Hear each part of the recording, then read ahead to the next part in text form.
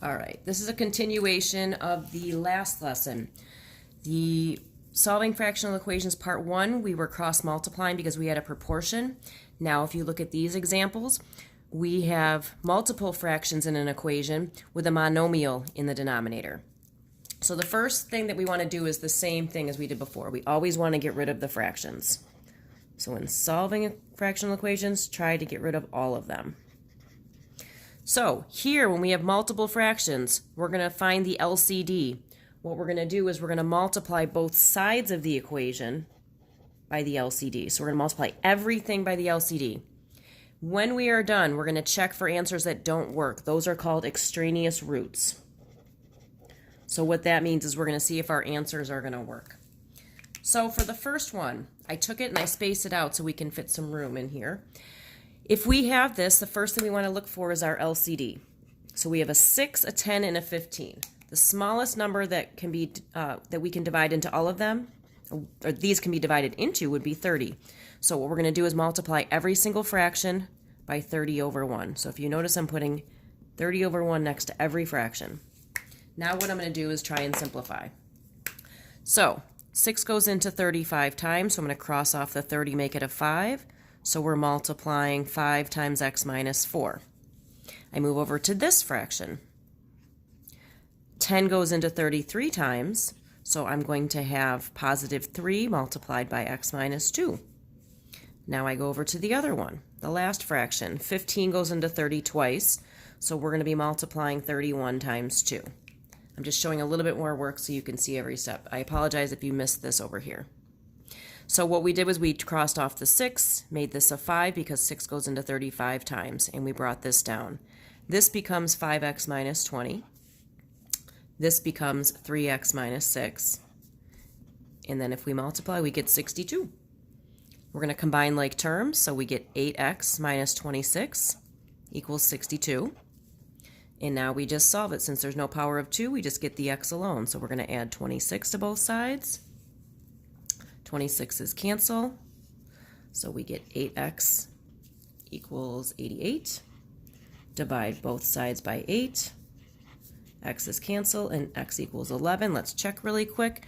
There are no variables on the bottom of the fraction, so 11 is our answer. For the second and last example,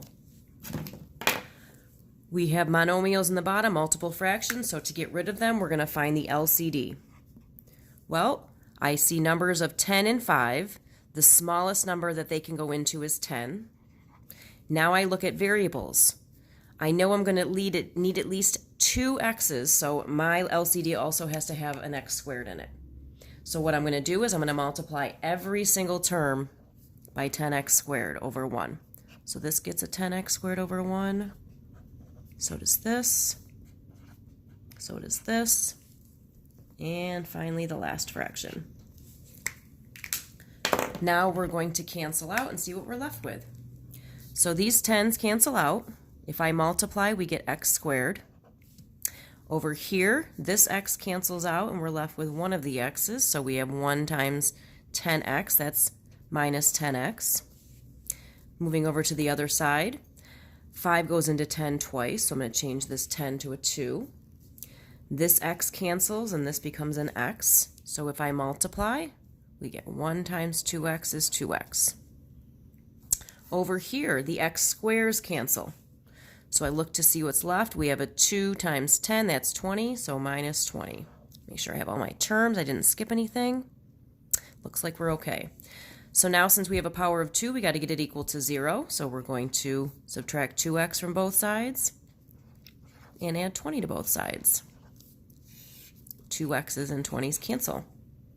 So now we're left with x squared minus 12x plus 20 equals 0. Since we have a power of 2, we got it equal to 0. There's no GCF, so we're going to try and factor it. X and x in the front. Factors of 20 that add up to 12 would be 10 and 2. And since we're adding, they need to be the same sign, so we need negative, negative. Here comes the easy part. We split them up. And we're going to solve them both. So we have x equals 10, x equals 2. Let's make sure that if we plug these into the denominators, we don't get zeros. 10, nope, that's okay. 2s, that's okay. You'll see in the next lesson, you'll get some answers that they do not work out. So our final answers are 10 and 2.